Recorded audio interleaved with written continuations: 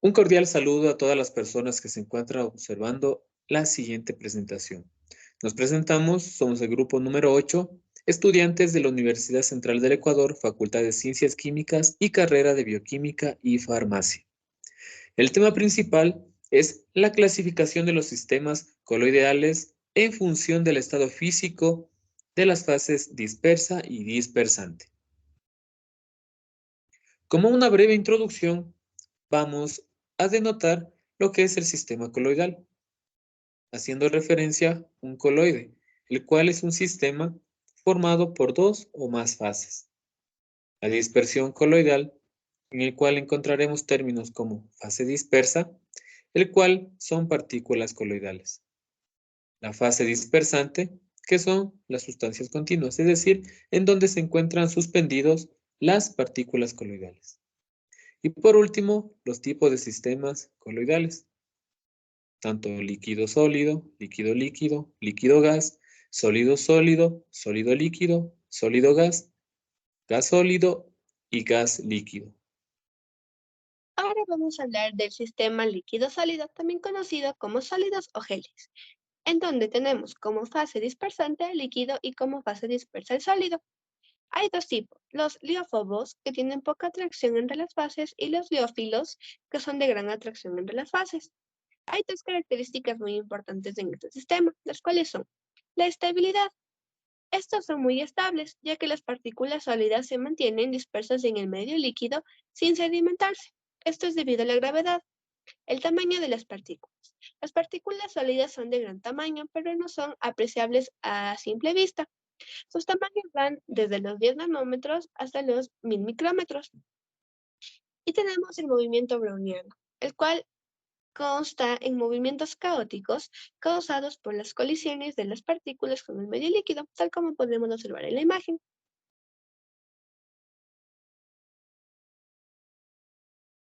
Un ejemplo de esto es la gelatina, en donde tenemos a nuestra fase dispersa a las fibras de colágeno y en nuestra fase dispersante el agua, dando así una gelatina que tiene una forma de un gel. De acuerdo a la clasificación en función del estado físico, vamos a definir el estado líquido, donde la fase dispersante es un líquido y la fase dispersa es un líquido. La fase dispersante, esta se va a hallar en mayor proporción y en ella es en donde se encuentra la fase dispersa, mientras que la fase dispersa se define que esta va a estar en una menor proporción y está disuelta en una fase dispersante. Para que esto se considere una mezcla o se considere un coloide, la fase dispersa debe ser entre 1 y 1000 nanómetros. Si esta fuera menor a 1 nanómetro, sería una disolución, y si esta tuviera un valor mayor a 1000 nanómetros, sería una suspensión. El tipo que se denomina esta ejemplificación es una emulsión. Esta emulsión es una mezcla de dos o más líquidos inmiscibles. Uno va a ser a base de aceite y el otro va a ser a base de agua. Se describe como un líquido inmiscible aquel que no se puede mezclar fácilmente sin que se separen posteriormente. Para esto se necesita un emulsionante. Este puede ser de origen natural, como el huevo o la mostaza, o de origen eh, sintético, como la goma Santana.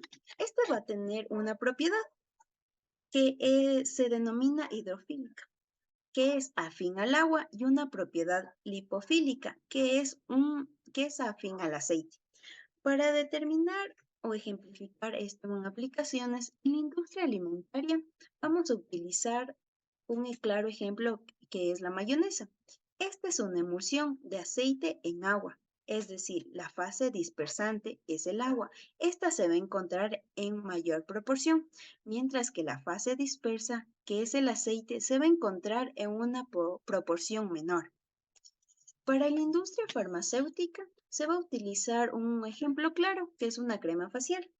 Esta emulsión es de agua en aceite, en donde la fase dispersa, que se encuentra en menor cantidad, va a ser el agua, y la fase dispersante es el aceite, que se encuentra en mayor proporción. espuma se pueden definir como sistemas coloidales o mezcla de gases suspendidos que constan de fase dispersora y fase dispersa, siendo de líquido y gas respectivamente. Al obtenerse una espuma, se debe tener en cuenta dos parámetros generales sobre la misma, donde se describe como capacidad espumante a la capacidad medible de aire que puede incorporar una mezcla. Y como segundo tenemos la estabilidad de la espuma, refiriéndose al tiempo donde dicha espuma es capaz de contener el gas en su interior. Continuando con los gráficos que podemos observar a la derecha, el primero de ellos se puede observar que pasa de un volumen de líquido inicial a un volumen de espuma final. Esto en su totalidad, lo que quiere decir que el líquido se incorporó en totalidad a la espuma. Mientras que en el segundo caso podemos ver que un volumen inicial del líquido se mantiene aún en el volumen final de la espuma, quiere decir que hay trazas del mismo, lo que quiere decir que el líquido no se incorporó en su totalidad a dicho volumen de espuma, y un ejemplo de ello es la cerveza.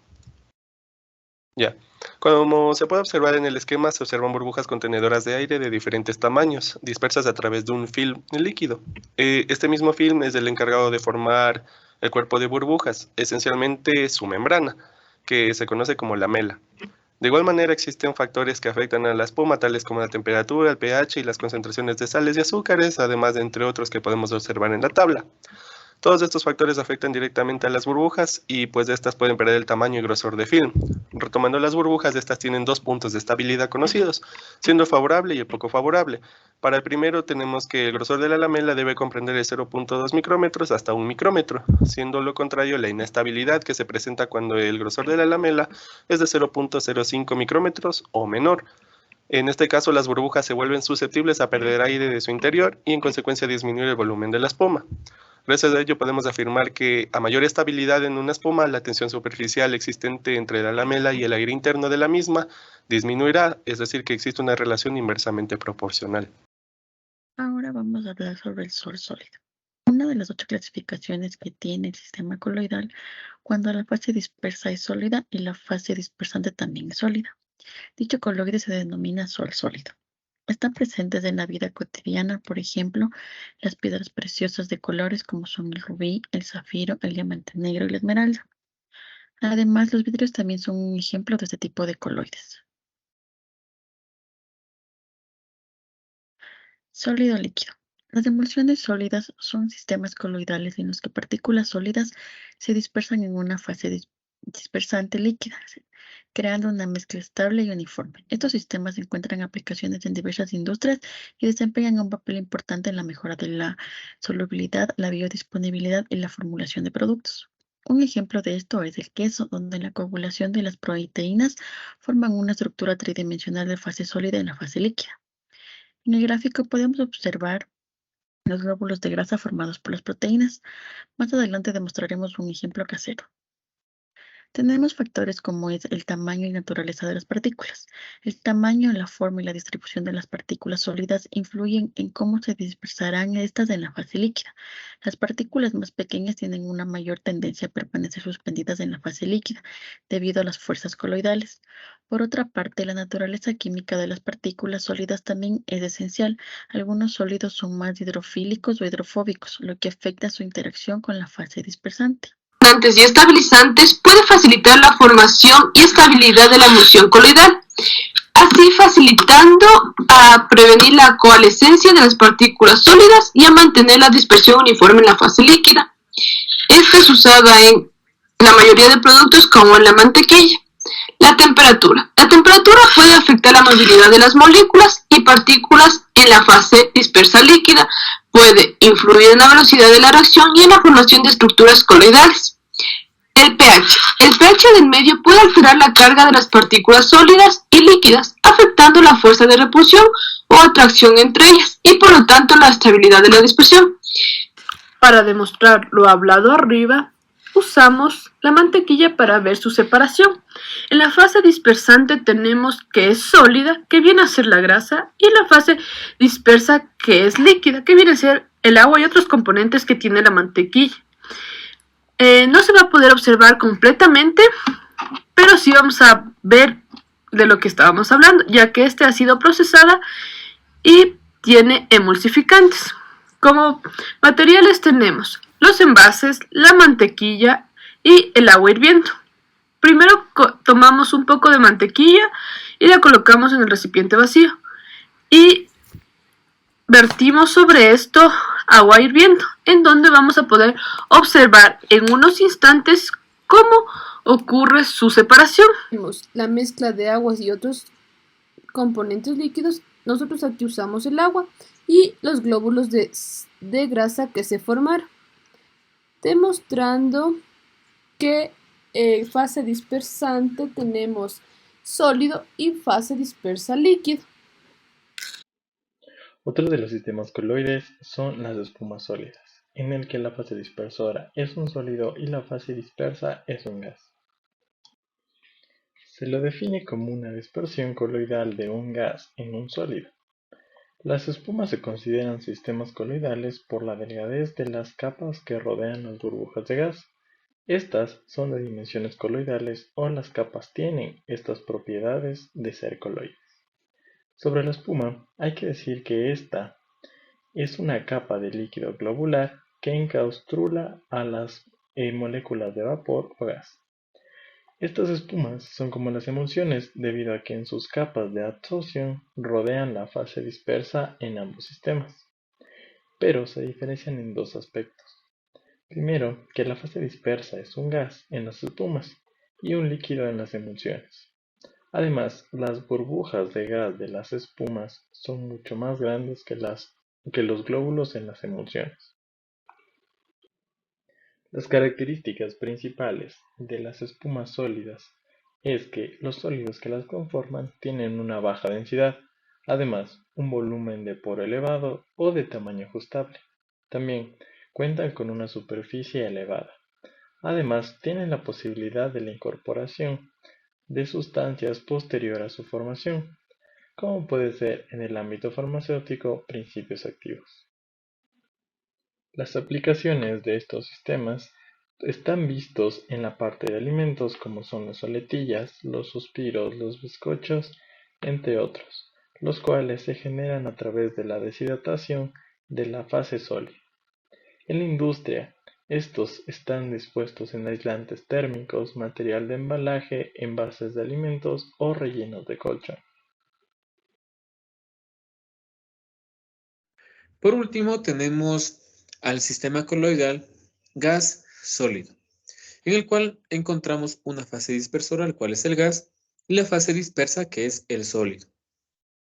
Y como producto de esto tenemos los aerosoles sólidos, que son pequeñas partículas de un sólido que se encuentra suspendido en forma de gas. Como ejemplo tenemos a los virus, al humo, al aire, etc. Un ejemplo claro es el que observamos aquí en la imagen, que es un virus que se encuentra suspendido en forma de aerosol en el ambiente y que luego por vía aérea ingresa a nuestro sistema respiratorio y se produce el contagio. Siguiente tenemos al sistema gas líquido. Como fase dispersora tenemos al gas, como fase dispersa el líquido y como producto son los aerosoles líquidos, los cuales son pequeñas partículas en fase líquida dispersas o suspendidas en un gas. Como ejemplo tenemos la niebla, los sprays, las nubes, etc. Y un ejemplo común que nosotros tenemos son los aerosoles, los sprays, los desodorantes que nosotros utilizamos diariamente para nuestro aseo personal. Y por último, tenemos las aplicaciones. En el campo de la medicina, los medicamentos en forma de aerosol, por ejemplo los PUF, los que utilizamos para el asma o a su vez para las personas que tienen rinitis o alguna alergia. También tenemos los plaguicidas, los cuales utilizando avionetas se encargan de dispersar estos aerosoles y cuyo interior se encuentra el plaguicida. Y también en la geoingeniería. Aquí tenemos un ejemplo muy interesante, el cual es el dióxido de azufre, que se convierte en ácido sulfúrico en la atmósfera. Y el objetivo es que estas gotitas de aerosol que se encuentra de este gas bloquea el paso de la luz, lo que hace que se enfríe el clima del planeta. Eso es todo. Muchas gracias.